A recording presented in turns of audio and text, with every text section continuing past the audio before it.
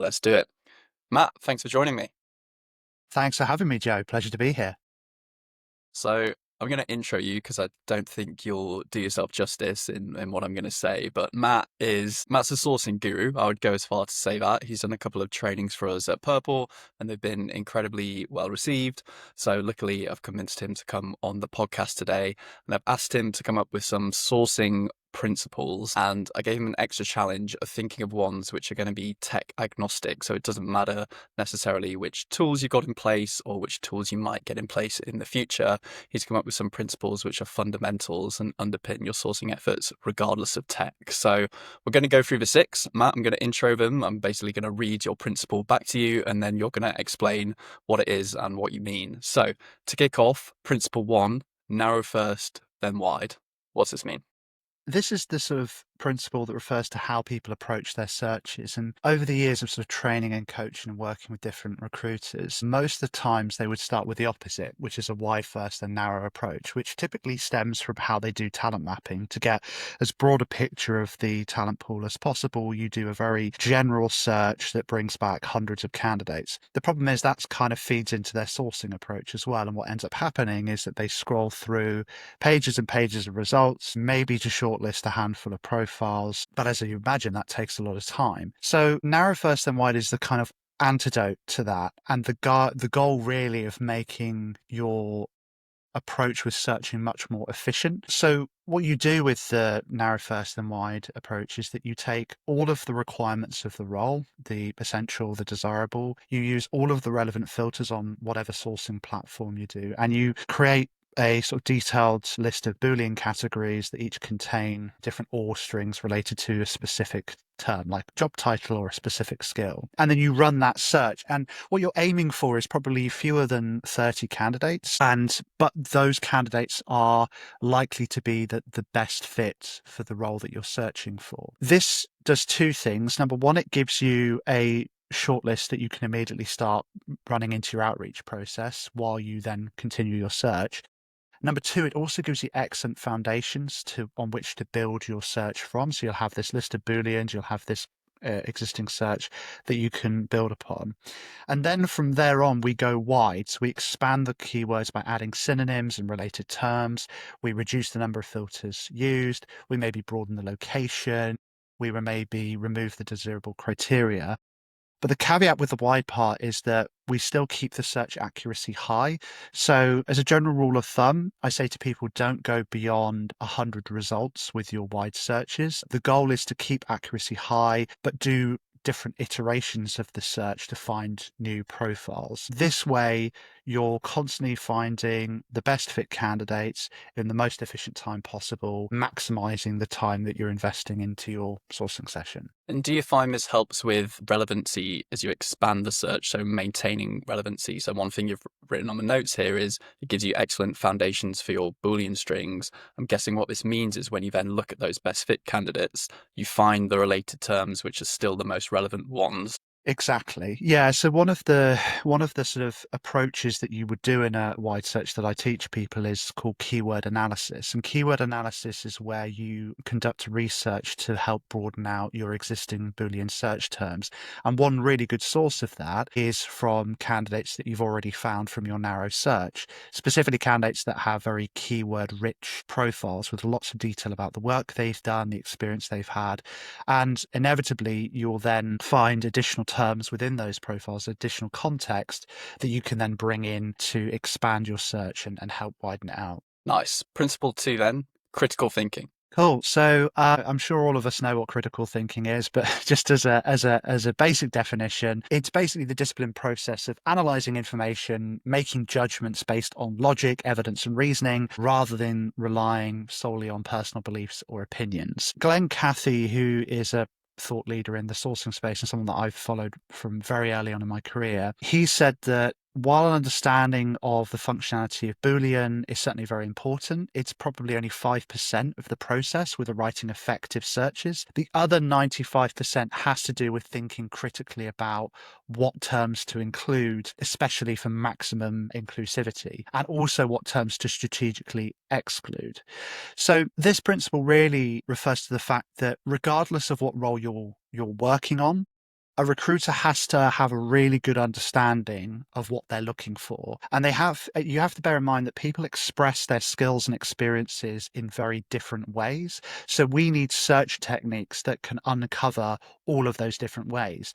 That might be following the narrow search, first and wide approach that we just talked about. It might be using different types of natural language in the searches. It might be combining different filters. Also, there's a lot of people out there who don't explicitly mention all of their skills and experience. So if we search for terms that mention that skill or experience, they're not going to appear in our search. So again, there's techniques we can employ here to find those people. Techniques like implicit search, which is another technique that Glenn Cathey talks about, where you look for clues on profiles that point to a specific skill or job. Cross-referencing data with other platforms. I was working on a role last year, to tell a quick story on this, that was a head of machine learning research for a semiconductor company in the Nordics. And they had to have a very specific experience of quantization, which refers to helping machine learning models be kind of reduced down to run effectively on smaller machines.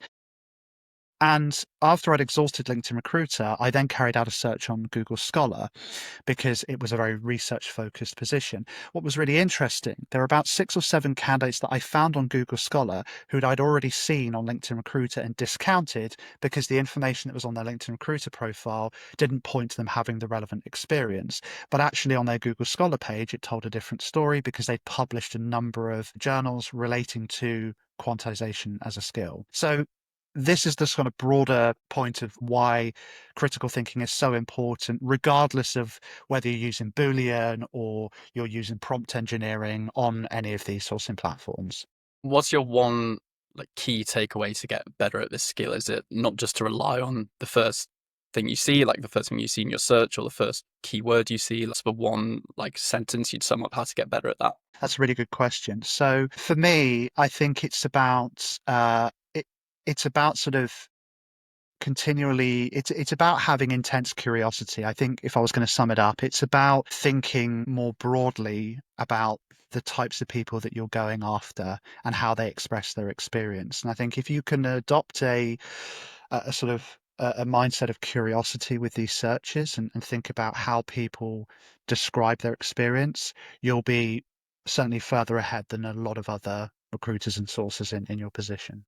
I might have jumped ahead because I think that links quite closely to principle 3, right? Which is sourcing is an iterative process. Yeah, so this principle refers to the fact that sourcing is a continuous loop of research, review, sourcing, and feedback. So on the research side, you're doing talent insights, talent mapping, you're doing the job intake meeting, you're building your market and role understanding, you're doing competitor analysis. Then you go into the review section. So I talked about keyword analysis in terms of broadening the synonyms and terms, but also speaking with the hiring team, running test and example searches, and also using benchmark profiles with the hiring manager to test their assumptions, test their buying habits. Then, of course, there's the sourcing itself. So whether that's, on different platforms or carrying out different techniques. And then finally, there's feedback, which we get through metrics and KPIs, so like pass-through rates, response rates, but also from feedback from both candidates and hiring manager.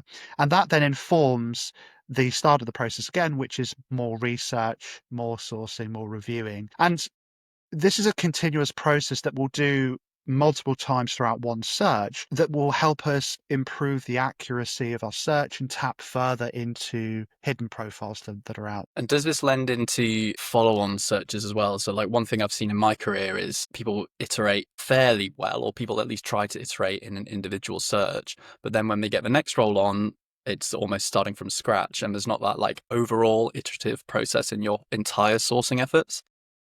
Yeah, really good point. So you can absolutely look at it as at a more holistic picture across, say, a sourcing team where you're tapping into the sort of the group mind or the group consciousness, and again, really beneficial because obviously you sort of get different perspectives of a search. But you're also right, Joan, that the effort that you put into one search should go on to aid you in others. And I've got folders and loads of documents of worksheets and documents of past searches that I've run that I can go back and recycle and reuse to give me a great start on the next search and the next search, so that I'm not starting from scratch every single time. So by doing this iterative process, you're not only helping your current search, but future searches as well. Perfect. So let's go on to principle 4 then. And I like this one because it's applying a concept out of recruitment to recruitment. And it's Mhm. the 80-20 of sourcing, which I think is also known as a Pareto principle, right? Correct. So Pareto's principle, for those of you that don't know, is named after the Italian economist, a guy called Vilfredo Pareto. And the core idea is that the minority of inputs often account for the majority of outputs. So if we apply this concept to sourcing, we can see it crop up time and time again. And I've done my own kind of analysis of past searches on this. And what I found is that often it will take probably 20% of your sourcing effort to identify 80% of the total candidate pool. And usually I can, for most roles, generate a solid shortlist and long list with 5 to 10 hours of sourcing time. Yes, there are edge cases to that depending on the complexity of the search, but for the most part, 5 to 10 hours gives me a really solid long list and short list. However, as many of you know, there are those roles that come along which require you to identify the final 20% of candidates in the talent pool, and that will require 80% of your effort and time to find them. So you'll have to go deeper, you'll have to use different platforms, you'll have to use more advanced sourcing techniques like Google X-ray or programmable search engines or natural language search, each of which take much more time and tweaking to get right. And it may only return a handful of candidates at a time. So because of that extra time effort that you're investing, it's very much down to the recruiter to make the judgment call as to whether or not it's worth that effort and time. And so some examples that where it would be worth it would be, for example, it's a critical hire for your company and will really move the needle in maybe a new product launch or improving the sales around a specific area. Evergreen roles are another good example. So these are roles which are continuously recruited for by your company, regardless of whether they're actively hiring for an open position or not. They always are looking out for this specific skill set. And also for future talent pooling. For those of you that are fortunate to have a company that's very pro workforce planning, are you looking at skills and roles that are going to be required in a year, 2 years, or 3 years' time? This is when the effort is worth it. Really, the core lesson behind this principle here is that by focusing on the vital few inputs, we can maximize our time as sources, the impact and the efficiency that we ultimately have. Yeah, and what I'm thinking about this is it makes so much sense for almost like one, prioritizing your work, but two, stakeholder management, right? And you can effectively say Mm. to a hiring manager, yes, we can spend more time sourcing candidates, but we're at the point of diminishing returns and it's going to impact either your other roles or someone else's roles in the business in terms of how much active sourcing you can do for them.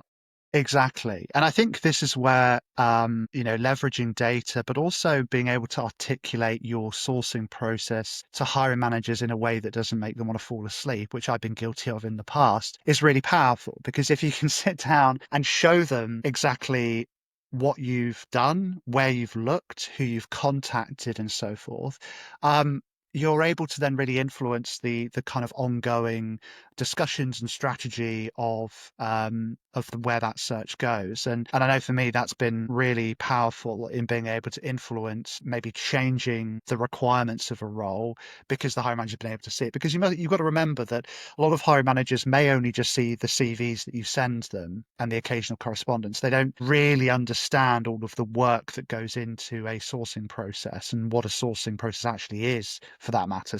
You have to educate them and show data to back that up. Speaking of not falling asleep, links again to principle number 5. So you've written here deep work and focus. How does this apply to sourcing? So yeah, so as recruiters are there's a constant danger of distractions, right? You get into your office or your home office, you sit down, you open up LinkedIn, there's all these fancy new posts on there, there's new emails to go through, there's IMs on Slack, there's the latest news. Maybe you've got a pet at home that wants a fuss. I've got a cat myself that's always after attention. So these distractions are coming at us all the time. And when you switch between different tasks, you might have found that when you move to the new task, it takes a bit of time for you to get momentum with that task and get it underway. And there's actually something called attention residue that was coined by a lady called Sophie Leroy. And this refers to the impact on focus on productivity when we switch tasks. We all have a finite amount of attention every day, and that gets depleted every time we switch to another task. And you've got to think of it as that part of your attention gets left with the last task that you moved on from. So if you're constantly switching between tasks throughout your day, your attention just slowly gets depleted, and your ability to do deep and meaningful work becomes basically severely depleted and fewer and fewer. And that brings me on to the sort of deep work point. So this comes from a book that I love and probably is one of my favorite of all time books is Deep Work by Cal Newport. And he defines deep work as professional activities that are performed in a state of concentration-free environment that basically pushes your cognitive capabilities to your limits. So they help create new value, they help with your learning, and they're quite difficult to replicate by others. The opposite of that is shallow work. And shallow work are kind of routine, low-level tasks that can be completed while you're distracted without much mental effort, and they're often quite repetitive and administrative. So if we think of some examples of this, so shallow work, checking and responding to emails, catch-up calls, checking your LinkedIn feed, doing admin on your ATS or CRM. Deep work examples include sourcing, writing, recruiting narratives, training and development, job briefing meetings, project work. So what I always recommend is when you're scheduling out your week, ideally every day, block out 1 to 2 hours of uninterrupted deep work time every single day. And ideally do this when your analytical brain is at its peak. So for me, that's in the morning between 9 and 11, but depending on whether you're a night owl or early bird, that might be different times of the day. During that time, turn off all your IMs, put your mobile on silent, shut your pets out your room, whatever you need to be, and also let your colleagues and your manager know that you're going to be in deep work. That's crucial because they need to understand it as well. And also set up your environment. So make sure you've got coffee, make sure you've got snacks and drinks, make sure that you've got distractions off your screen. And it's going to take time to get used to it because your brain's so used to being distracted. So you might only manage 45 minutes or half an hour to begin with. But if you keep at it and keep practicing, you'll notice that the length of time you're able to focus on one task expands. And I adopted this practice probably about 6 or 7 years ago when I was working in a very busy HR offices with lots of other people. And it transformed my productivity hugely. So that's really the concept behind deep work and focus. It's about getting the most out of the time that you invest in these deep work activities. Yeah, I'm not direct sourcing right now, but I have felt the benefit for some of these things. I think there's learnings for every professional here, recruiter, non-recruiter, right? The biggest thing for me was time blocking in my calendar, which sounds so simple, but has just been unbelievably game changing to keep me honest of like, okay, now I'm doing this thing and that's all I'm going to do for this half an hour or 60-minute block. Luke Eaton, friend of Purple as well, he talks about this specifically like you did for sourcing, which is kind of having a ritual where you've got 2 hours, 2 hours blocked for sourcing. You get your favorite drink, be it a coffee, other carbonated beverage or anything else, right? You put on maybe your favorite playlist or album and it gets you in that zone where you're going to do 2 hours of dedicated work on the thing, which might be sourcing or might be something else. Yeah, I think just the final thing, which you said, is figure out what works for you, right? I'm the same as you. My mornings are so much more productive in the afternoons, but I think there's maybe a trial and error period to find out when it's best for you, right? Absolutely. I mean, I found that in the morning, my logical brain's at its best, the analytical brain. So that's when I do my sourcing. In the afternoon, when you're typically a bit tireder, your creative right brain kicks in. So that's when I tend to do a lot of my writing, whether it's LinkedIn posts or recruiting narratives. I tend to do that as well. And I think just another point I'd make on this, and something that I get my clients to do when we're going through this is that it's really eye-opening, but if you do a time audit, so if you start the beginning of a new week and you log where you spend your time, and at the end of the week you then review where you spent your time. You can look at your calendar, look at meetings, log. You don't have to be so like nth degree of like what did I do minute by minute, but generally looking at where you spent your time, and you can group those tasks then into how much time do I spend in shallow work, how much time do I spend in deep work, and then just write some reflections on what you notice. That's a really powerful exercise, being able to uncover where some of the distractions or low value tasks are kind of creeping in and taking over a lot of time with you. And from there, you can then start to adjust time block, as you said, Joe, and really start to make a difference. I think the caveat to that suggestion is you'll probably be upset about how much time you spend on LinkedIn if you really look at it closely. Yeah, exactly. You're not a recruiter unless you have maybe 3 or 4 tabs, LinkedIn Recruiter and LinkedIn tabs open. Definitely. Absolutely. Let's move on then. Principle 6. Not Mhm. entirely sure how to phrase this one, but you're in more, better, new. What do you mean?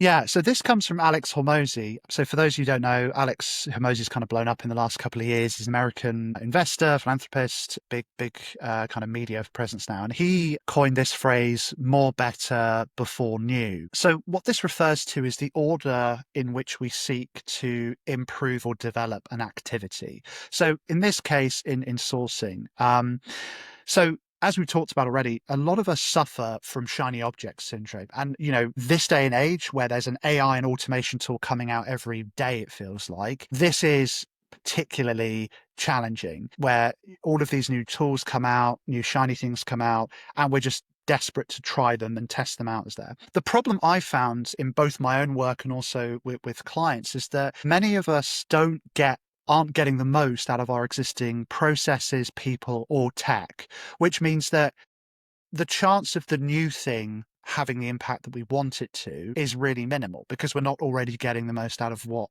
we already have. So this principle of more better before new refers to this approach to get more leverage out of what we're already using. So firstly, we should look to do more activity, more of the thing that we're looking to do. Next, we should look to do it better. So we improve our output and leverage from it. And then finally, after we've exhausted both of those, we then look at new. So to give you an example of this, let's look at outreach messages. Okay.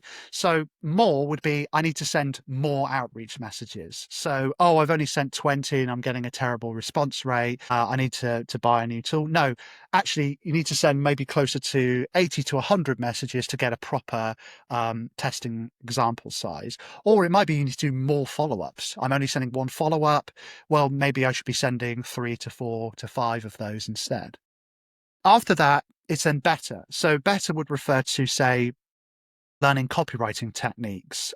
So, like, for example, using the ADA structure to give structure and flow to my outreach messages and make our messages more compelling, more likely to get a response. And then finally, new would be, say, investing in a new outreach platform like a Gem or a Sourcewell or one of these other many tools, or maybe even hiring a specialist copywriter to work with us. So that's the sort of principle in action. And we can apply it across the full recruiting lifecycle, not just sourcing and outreach, but everywhere else. Is messaging, like outreach messaging, the main place you see this with folks you're working with? Is it often people just aren't reaching out to enough candidates, or are there more common cases of this?